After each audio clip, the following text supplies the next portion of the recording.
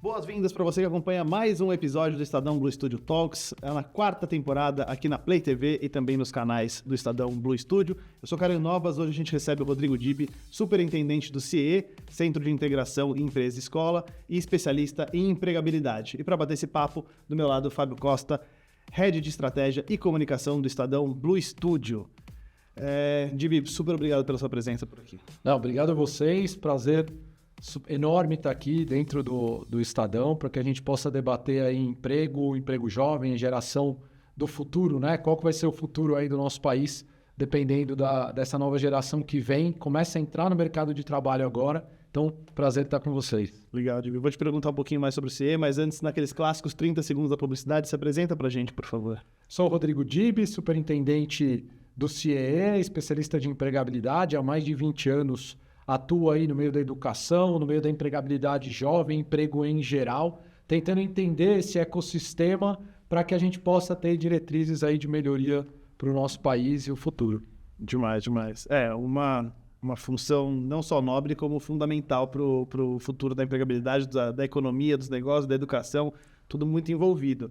E aí, a primeira pergunta, acho que para a gente entender melhor como tudo isso funciona, qual que é a principal missão do CIE? O que é o CIE? Como ele funciona? Como, na prática, isso tudo se materializa? Legal, acho que todo mundo tem alguma recordação, né? Sabe o que é o CIE, mas, na verdade, tem um reforço aqui que é importante fazer. O CIE é uma organização sem fins lucrativos. O que isso quer dizer, né? Que somos uma ONG que, efetivamente, a gente não cobra nada do jovem, nunca cobrará, nunca cobrou e nunca cobrará. Há mais de 60 anos atua tentando fornecer para a juventude oportunidades no mercado de trabalho, né? Ao longo desses 60 anos, já inserimos no mercado de trabalho mais de 7 milhões de pessoas, né? Por ano, são mais de 300 mil pessoas que entram efetivamente no mercado de trabalho através do CIE. Ele está presente no Brasil inteiro, né? Em todos os municípios do Brasil, para que possa dar esse apoio ao jovem na entrada dele no mercado de trabalho e na preparação, né? Então, a gente olha desde a preparação. A juventude precisa ter cursos, né? Precisa se qualificar. Então, a gente tem uma plataforma digital, onde hoje mais de 1,2 milhões de jovens estão lá estudando, que geram certificados. E também a gente apoia esse jovem na entrada do mercado de trabalho, através dos programas de aprendiz e o programa de estágio, né? Então, um pouquinho aí, sinteticamente, quem é o CIE. Demais. Não, uma plataforma fundamental, muito focada no jovem. Mas você, por outras experiências e também pelo CIE, você é um especialista em empregabilidade como um todo. A gente consegue traçar um panorama da realidade do emprego hoje no Brasil? Porque a gente tem ali, e você me corrige com os números, mas entre 7% e 8% de desemprego, você tem a informalidade, você tem o empregador ilegal, o empreendedor individual. Existem muitas categorias. Como a gente consegue entender o que é hoje o emprego no Brasil? A gente vive um momento onde a informalidade tem crescido muito, né? A gente está vivendo um momento onde a nossa pirâmide etária cada vez está ficando mais velha, né? Então, os jovens pararam um pouco de crescer, as famílias não têm mais 2, 3, 4 filhos, né? E isso tem causado um impacto no mercado de trabalho muito grande. Você tem uma juventude hoje que ainda sofre o impacto da pandemia, né? Hoje os dados indicam que a gente tem 34 milhões de jovens de 14 a 24 anos. Desses 34 milhões de jovens, 12 milhões só estudam. E aqui tem um dado que preocupa, porque a gente vê pela evolução desses dados que a cada ano que passa, menos jovens de 15 a 17 anos só estudam. Porque é uma juventude que cada vez mais já precisa apoiar dentro de casa, né? Quando a gente fala dos famosos nenéns, né, que não estudam e nem trabalham, hoje o Brasil tem 4,6 milhões de jovens. Mas quando a gente olha para a juventude, dos que trabalham, que são hoje 14 milhões, 45% são informais.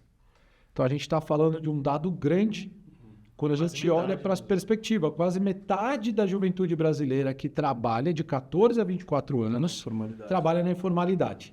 E aí quando a gente mergulha um pouquinho no dado, ele preocupa um pouco mais, porque esta informalidade, a gente poderia pensar, não, o jovem começa, ele faz bico, e aí através dessa informalidade, isso garante para ele depois uma alocação, uma experiência. Só que quando a gente olha onde esse jovem está sendo informal, é uma informalidade que ela não é uma passagem para uma formalidade. Sim. Então, a gente estava até conversando antes, né? Você pega muito motorista de aplicativo, você pega muito jovem trabalhando em obra. Então, são funções que depois é difícil ele Você não vê um transpor a futuro barreira. de longo prazo, uma formação para ter uma profissão mais estabelecida. E quando a gente olha para o emprego, ele tem mudado o paradigma do emprego hoje, né? É muito falado, mas a gente não sabe quais são as profissões que vêm por aí. No outro lado, você tem a tecnologia dominando tudo, você tem uma escassez de profissionais em tecnologia, o elemento da inteligência artificial entrando aqui, e a gente olha para o que a gente está preparando a nossa juventude, e efetivamente a gente vai falar mais aqui, mas a gente não está dando as ferramentas que essa juventude precisa para que ela possa se desenvolver e ter um mercado de trabalho onde ela tem uma alocação, a sua sustentabilidade, né? Eu queria saber um pouco mais, falando sobre inteligência artificial, você que tem bastante trânsito com os empregadores, como que as empresas ou o mercado empregador está olhando a inteligência artificial mesmo? Se isso realmente é um risco iminente para 1 ano, 2 anos, 5 anos, ou isso ainda deve ter aí uns 10 anos para que essa geração de agora consiga se aprimorar e entender o seu lugar? Eu sempre vejo a inteligência artificial como uma oportunidade. Muita gente fala que ela é batido, né? Vai comer empregos, vai acabar com a oportunidade. Só que a inteligência artificial, ela preenche uma lacuna técnica. Certo. E se a gente olhar para o Brasil que a gente vive, a gente já tem um problema técnico. Sim, certo. A inteligência artificial já tem causado dentro das empresas, onde cada vez mais ela está buscando nos profissionais as habilidades sociais, o sociocomportamental, né? Os soft skills, a criatividade. Então, isso tem exigido das pessoas que para o humano vai acabar sobrando o quê? As competências comportamentais, que isso a inteligência artificial não vai substituir. A forma como a gente se comunica, a forma como a gente se conecta, a nossa criatividade, a forma como a gente reage com os problemas, a forma como a gente consegue transpor as dificuldades de uma forma criativa. Isso é muito do ser humano. Então, as empresas já têm olhado muito para isso. O quanto que eu trago pessoas que, sabendo que o técnico cada vez mais vai ser preenchido por outras lacunas, o quanto que eu tenho pessoas desenvolvidas no aspecto comportamental. Se as pessoas souberem disso, acho que temos uma oportunidade. Por que eu falo oportunidade? Não é sendo simplista. Contra fatos não dá para brigar. Que a inteligência artificial vai vir e vai suprir o técnico e vai trazer mais dificuldade para quem ficar com o olhar só técnico, ela vai. Sabendo disso, qual é o copo cheio da história? O copo cheio da história é que sobra as partes comportamentais. E aí eu sempre falei com um jovem mais da rede pública, de baixo, que aqui tem uma oportunidade para eles. Quando eu pego um jovem que vem de uma boa formação, esse jovem frequenta as melhores escolas, ele tem tudo mais fácil, então você tem uma característica. Quando eu vou para um jovem que desde cedo nunca teve conforto, já tem resiliência, tem que se virar. Não entende zona de conforto. Quando ele vai transpor isso para habilidades comportamentais, tá lá. Já está escolado, ele só vai entender a ferramenta. Então ele tem que saber que isso pode ser uma potência para ele, né? Se o mercado de trabalho hoje está exigindo comunicação, esse moleque já está sempre sendo exposto, está exigindo resiliência. Bom, mas vai falar de resiliência para uma juventude que, no mínimo, para ir para os lugares, ela demora 2 horas por dia, que falta tudo. Ele é a resiliência. Você vai falar de colaboração, comunidades passam o dia inteiro colaborando uma com a outra, porque falta. Então, quando você pega as principais... Criatividade, são resolvedores de problema. Isso pode ser uma potência se bem usada, mas é um fato que a inteligência artificial deve, sim, substituir muitas coisas técnicas, mas eu acho que a gente tem que olhar ela como uma ferramenta, ela é um meio, ela não vai ser o fim. E aí sempre você vai precisar de um humano de forma crítica, fazendo as boas escolhas. Eu queria pegar nessa sua fala de forma crítica. Eu acho que é aí onde vocês conseguem fazer um enorme trabalho, de conseguir dar esse senso crítico ou ferramental para que essa juventude que está entrando no trabalho, muitas vezes de uma zona de vulnerabilidade, você consegue dar material, ferramenta, informação, para que ele tenha a capacidade crítica de entender o que é necessário para ele seguir na vida dele. É um pouco por aí ou o trabalho de vocês tem uma essência que vai muito além disso? Porque quando a gente estava até conversando antes, né?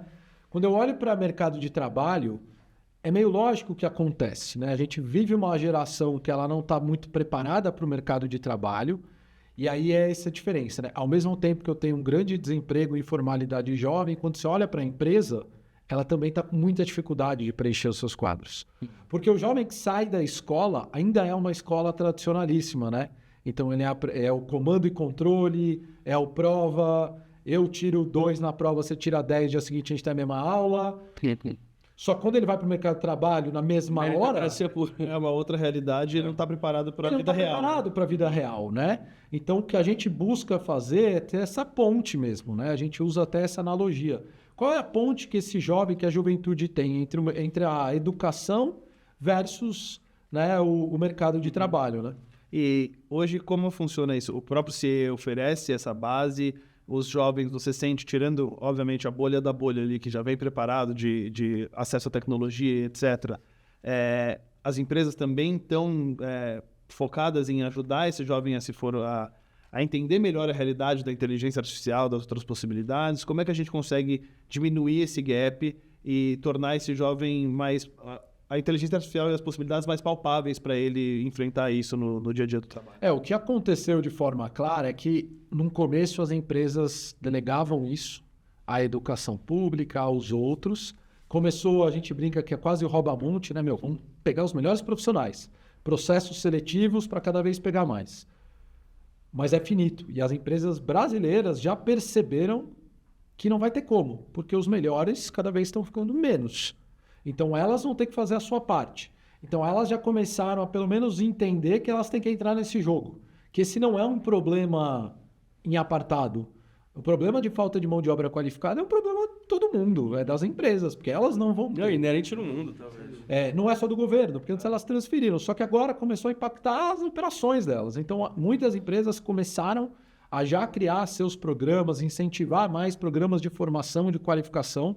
E o CIE tem feito isso muito em parceria com estas empresas, né?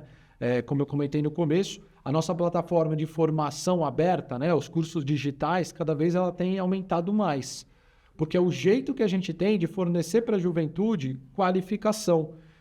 Tem um dado que até me impressionou. Hoje a gente recebe, comentei com vocês antes, a gente recebe 100 mil novos cadastros por mês. A gente tem hoje na base do CIE mais de 3,2 milhões de jovens cadastrados procurando uma oportunidade. Eu falei no começo que a gente gera mais de 300 mil empregos. É grande o número? É enorme. Só que é 10%. Exato. O que a gente faz para o resto enquanto ele não consegue uma locação? E aí vem a questão de formação, porque esta é uma geração também que tem problemas graves de formação. A gente não pode esquecer que a gente viveu 2 anos de pandemia, onde a juventude ficou fora da escola. Sim. Só que essa juventude que ficou fora da escola, hoje está procurando um emprego. Sim. E ela passou de ano. Porque a gente tem um modelo no Brasil que você passa de ano, independente se você for bom ou não. Sim, né? você está preparado. E essa é a juventude que está no mercado de trabalho agora, né? Sem dúvida. Eu queria colocar uma visão sobre como que funciona o mundo, né? Então, hoje, a gente busca como empresa, indústria, rentabilidade para conseguir crescer, distribuir, gerar valor, comunidade, tudo isso. E a gente está seguindo, e aí estou só voltando sobre mais um outro ponto de vista sobre a inteligência artificial. As empresas elas buscam aumento de produtividade para conseguir escalar a receita com custo controlado e, a partir daí, aumentar a rentabilidade e fazer... Enfim, esse é o modus operandi de qualquer empresa. E a indústria de tecnologia está vindo com isso.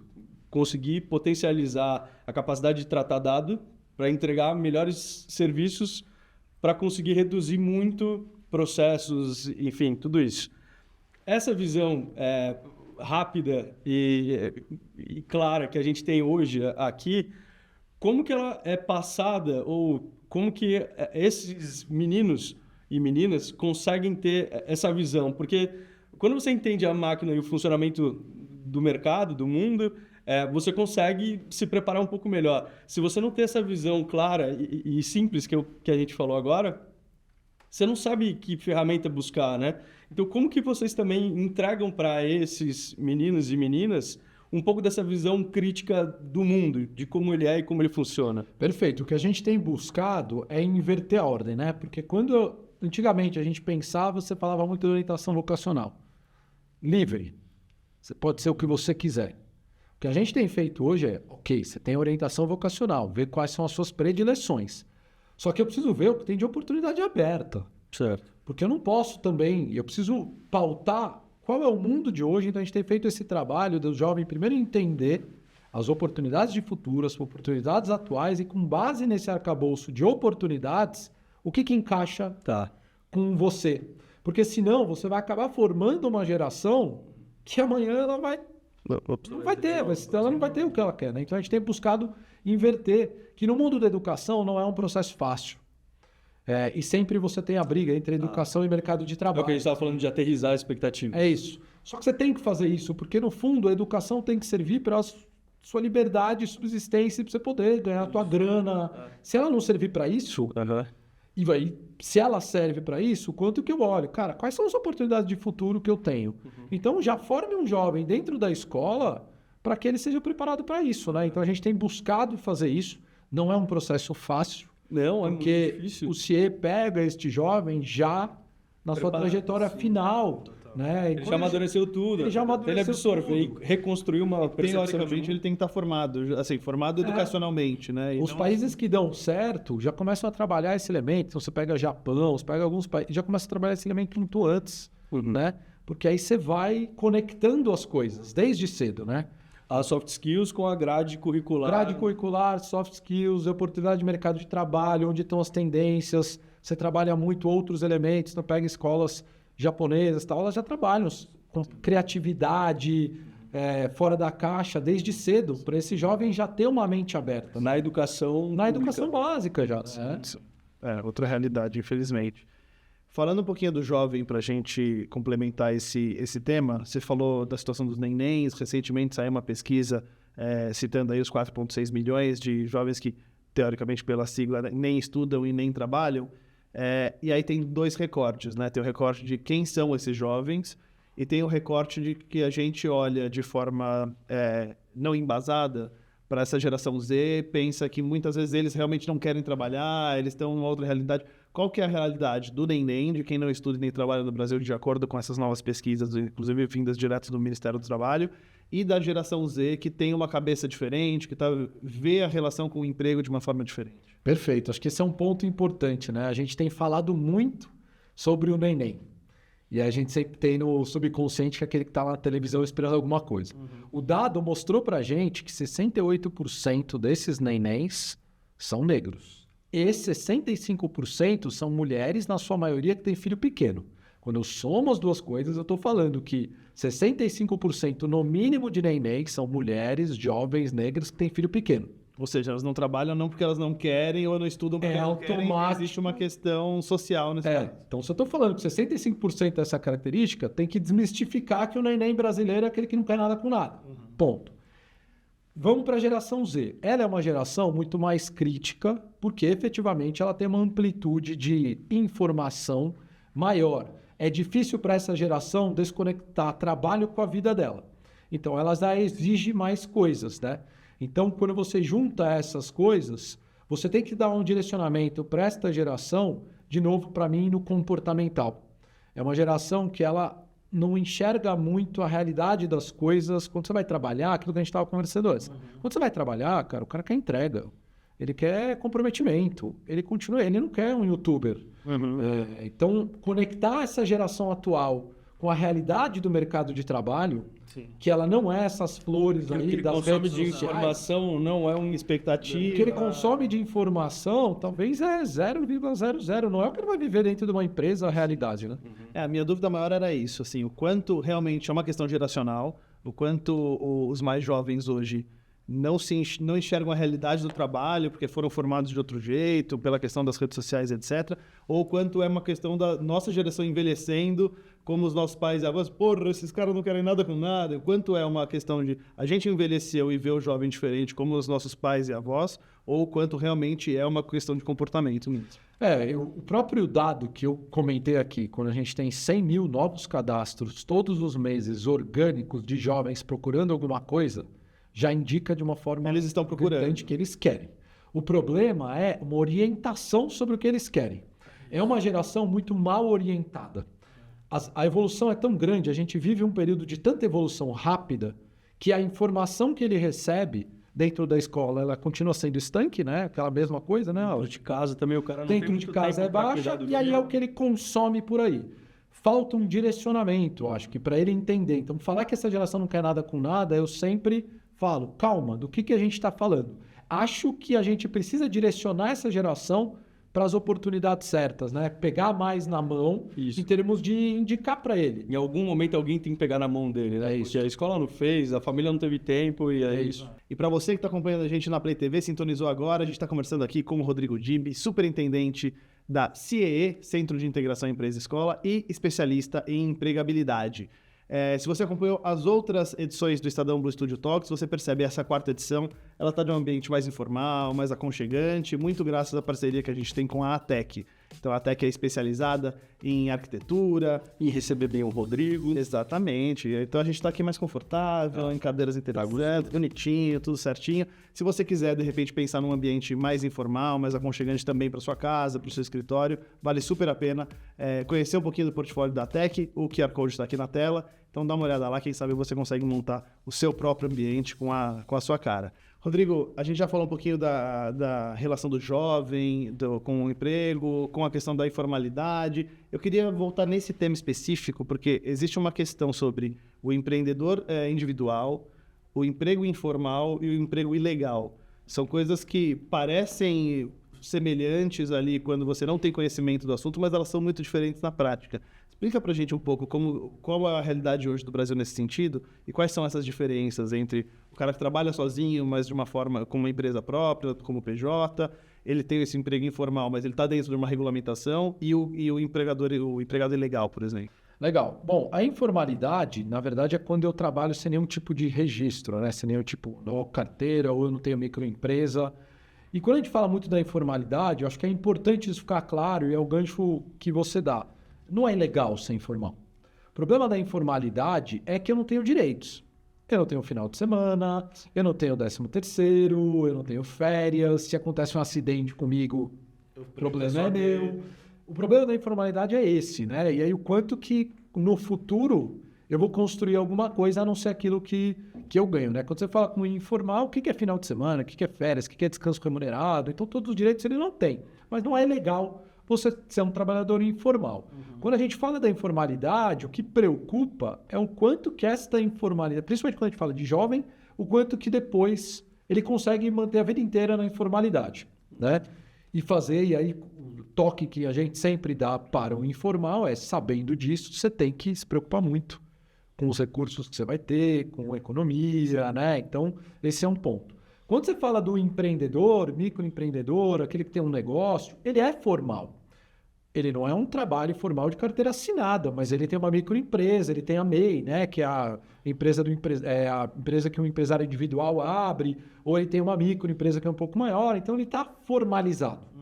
Então ele não está dentro dos informais. E o ilegal, aí nós estamos falando de alguma coisa que é totalmente à margem, que ele é contra a legislação. O que ele está fazendo não é permitido por lei.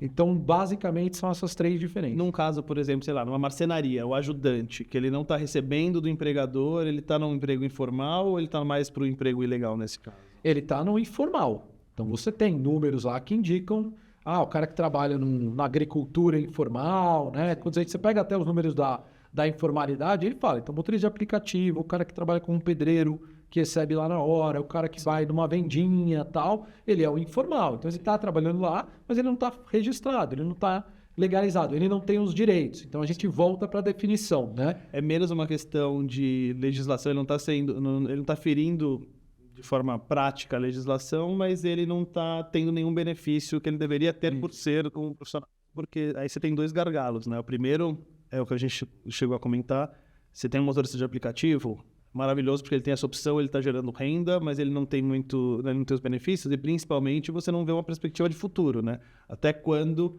em que idade, em que condição física ele vai poder fazer as mesmas horas e gerar a mesma receita sem ter o benefício de ter um 13º, férias, etc.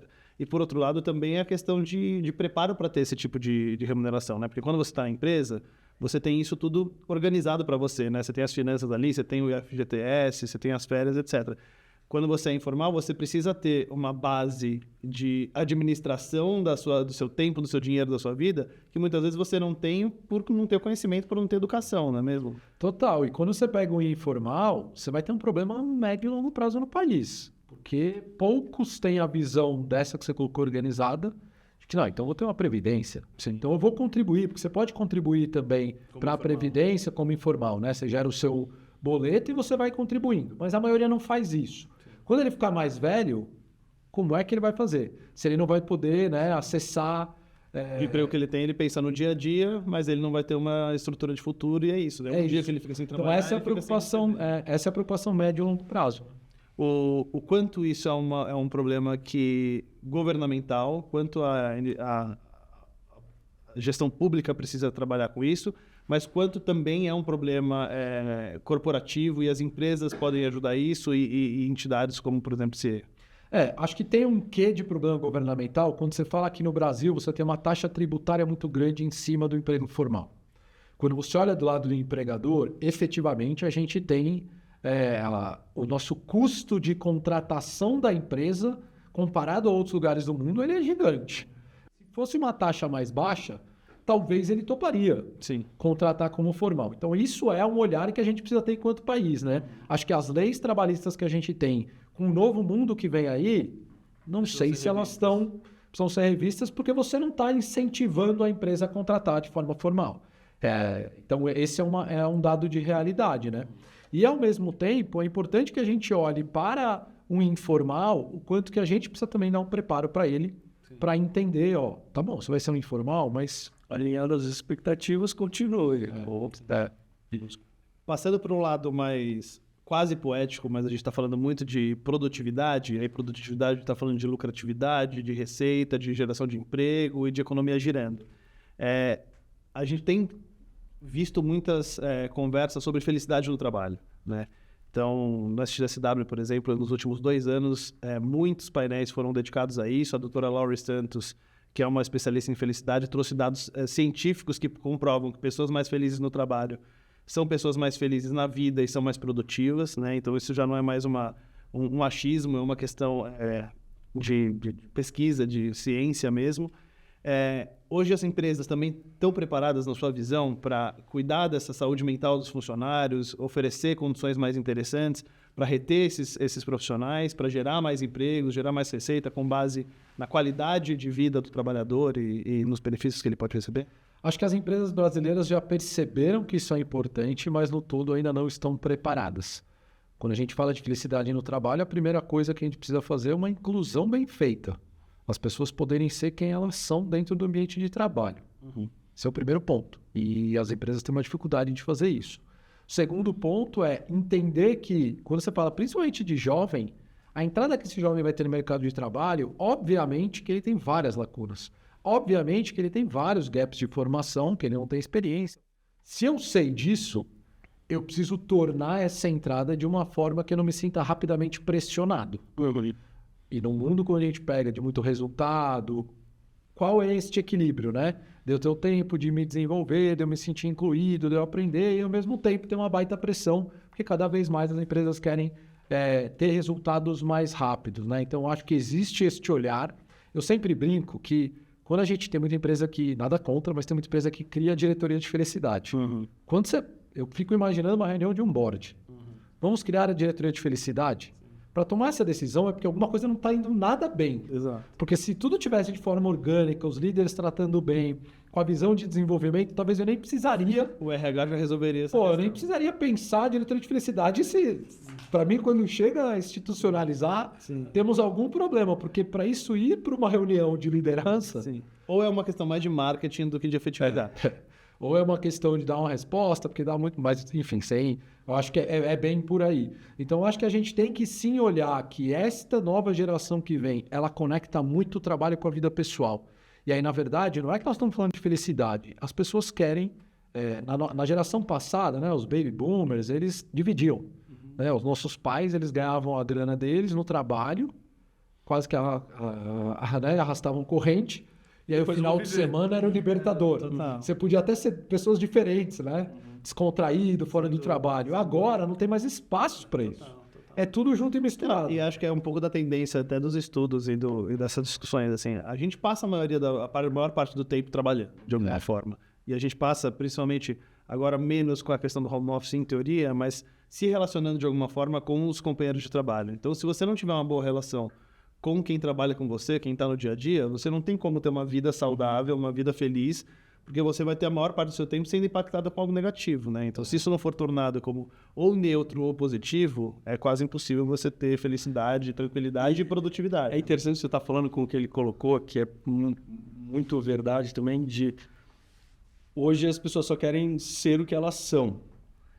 Mas dentro do trabalho, você tem que, muitas vezes, respeitar o coleguinha também. Se você for quem você é, você acaba se tornando ou uma pessoa muito difícil de se lidar, ou uma pessoa que não consegue imprimir seu ritmo de trabalho, porque muitas vezes você vai procurar ser aceito demais por todo mundo. Então, eu entendo que a gente vem de uma tendência que é muito isso que você estava falando, dos baby boomers ali, dos anos 50, 60, que eu vou fazer o que tem que ser feito e chegar aqui e tocar minha vidinha aqui.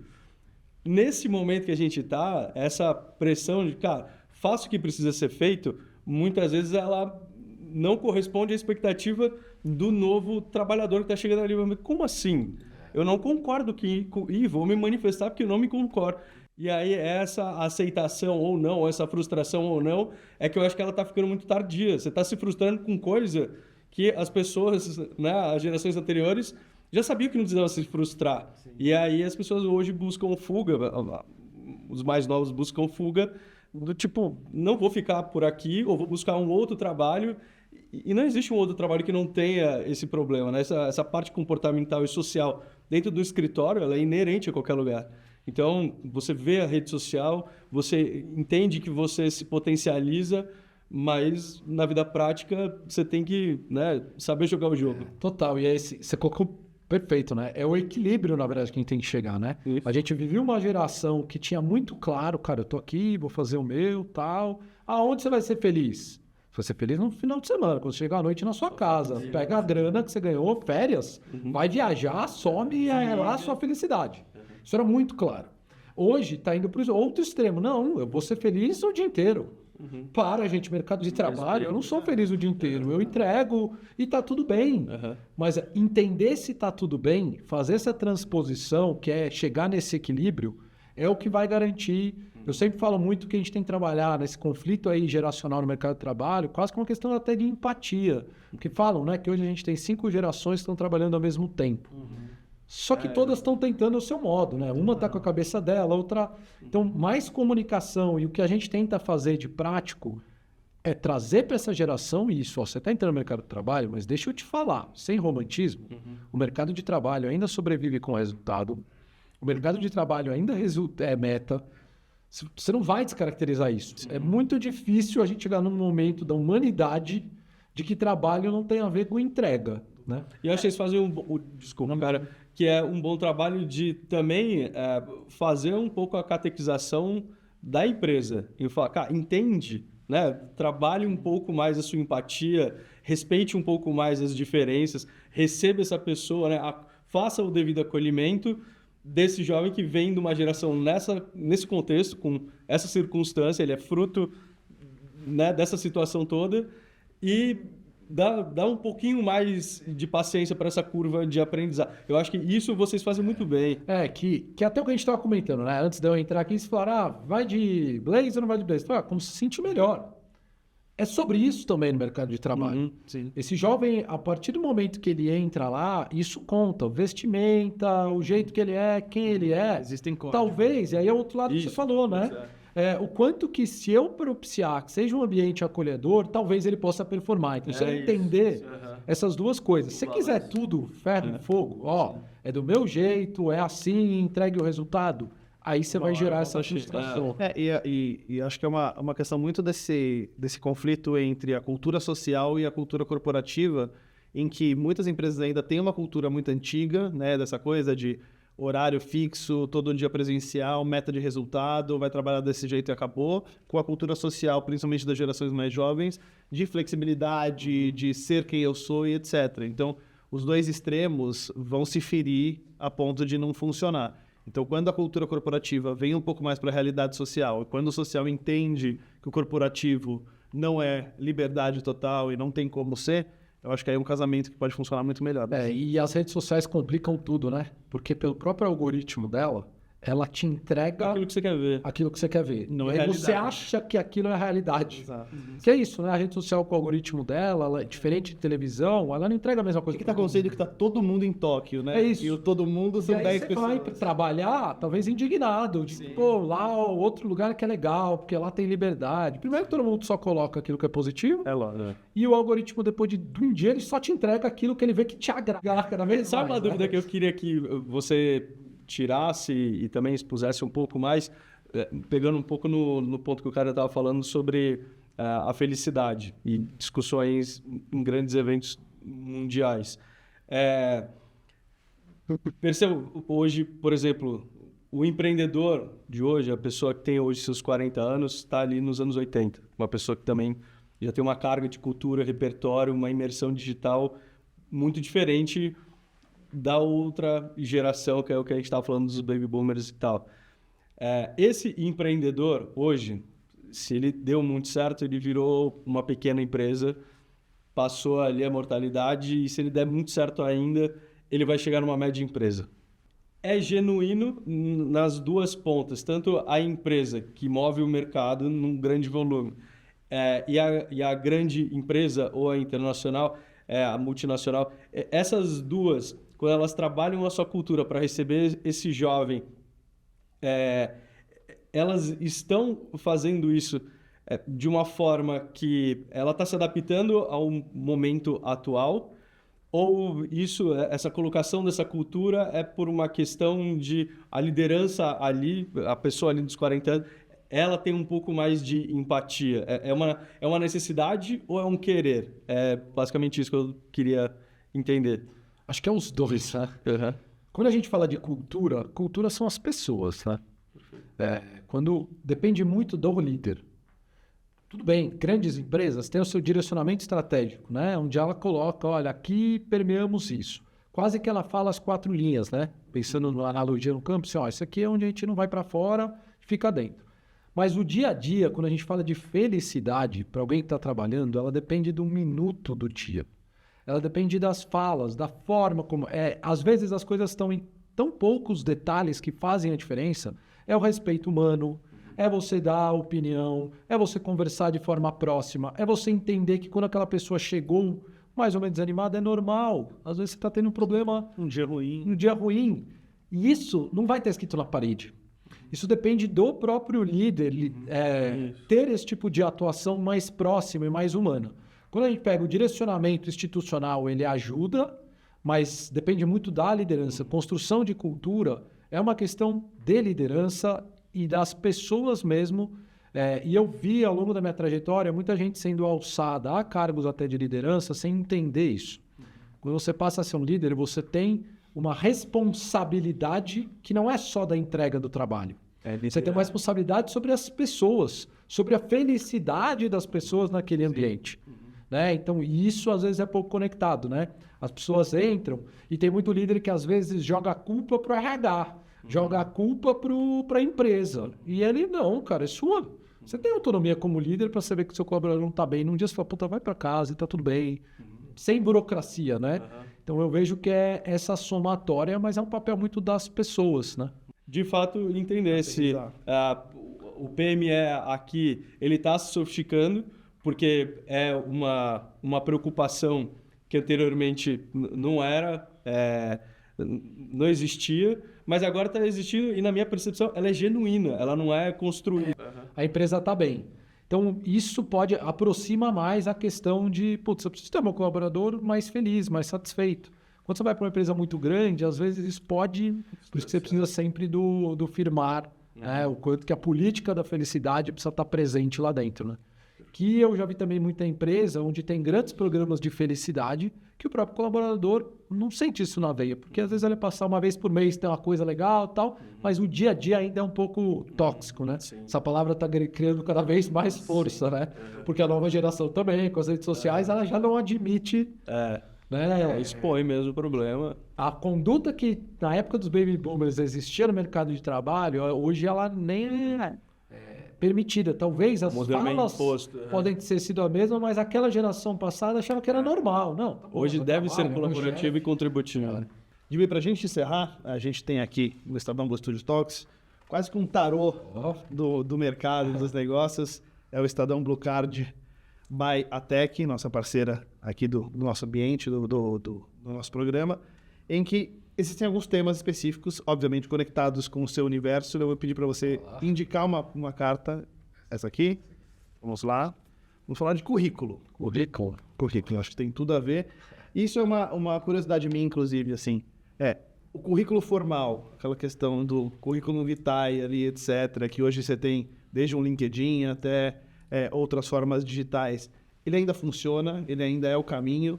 E, sendo ou não sendo, qual é o principal caminho hoje, seja para o jovem, seja para uma pessoa de mais idade, encontrar um novo trabalho? Legal. Não vou falar que ele funciona, mas que ele é necessário. Ele ainda é necessário. Só que eu preciso mudar a lógica como eu enxergo o currículo. Antigamente a gente fazia um currículo, a gente colocava tudo de forma aberta que a gente tinha vivido e saia se inscrevendo para um monte de coisa. Hoje em dia eu preciso canalizar. Então, primeiro eu preciso entender qual é a oportunidade que eu vou. A partir da oportunidade que eu vou, eu construo o meu currículo personalizado. Quais são as vertentes que a gente tem que considerar hoje? A maioria, quando a gente pega o nosso currículo, a gente cadastra ele numa plataforma. Essa plataforma não são mais pessoas que pegam um monte de currículo e ficam lendo. Sim. Hoje em dia você tem automações, né, robôs, inteligência artificial, que ela já está programada para limar quando não aparece a palavra-chave específica. Não só a palavra-chave, mas erro de português. Sim. Tava conversando com um líder e ele falou, cara, quando você mais reprova aqui? Cara, eu pego minha automação aqui, o cara errou em português, alguma coisa que ele coloca no descritivo, no resumo, tá fora. O cara errou. Então você tem, sabendo disso, eu preciso fazer um preenchimento sempre correto, não falar muito, porque o currículo, no fundo, ele é a porta de entrada, né? É difícil você falar para uma oportunidade, por mais que você conheça alguém, que alguém não fala assim, manda teu currículo para mim. Sim. Né? Por mais que tenha hoje LinkedIn e outras plataformas. Então ele acaba meio que sendo um validador para eu querer te conhecer. Porque sempre hoje, por mais que as coisas modernizaram, você depende de, deixa eu ver quem você é. Sim. E deixa eu te conhecer. Dê o nome que quiser. Eu vou ver quem você é, eu vou depender de um currículo, vou depender de um LinkedIn, de uma rede, porque eu vi quem você é. Depois eu venho por uma etapa, deixa eu conhecer você. Conhecer você vai ser uma entrevista, vai ser coisas mais apuradas que eu vou fazer. Então o currículo ainda é uma ferramenta importante, mas as pessoas precisam entender que quando eu quero uma oportunidade, eu preciso direcionar. Porque do lado do empregador, ele não quer alguém que está topando qualquer coisa. Você colocar lá no seu objetivo profissional 3 opções, o entrevistador não é esse cara que vai contratar. Porque se ele tem 3 opções, não, eu quero alguém que conheça melhor o meu negócio, que já tenha algum tipo de experiência, ou que esteja disposto que tenha uma formação. Assim como hoje no marketing você tem cada vez mais canais extremamente direcionados, você vai procurar uma opção de emprego, o empregador quer alguém que esteja mais pronto possível, né? E pode parecer básico, mas não é. As pessoas preenchem... Se as pessoas te falarem... Eu fiz esse teste, inclusive em outros veículos, a gente chamou pessoas que falaram assim, me fala o que você quer. E a pessoa falava, não, eu quero trabalhar com isso. E eu estava com o currículo dela na mão. E o teu currículo não fala o que você quer? Ninguém.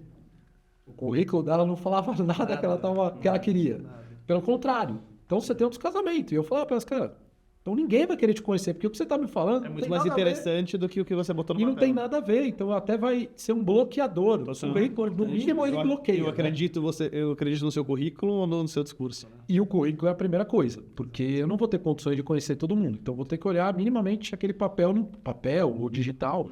Ele não pode te limar de você ser conhecido, né?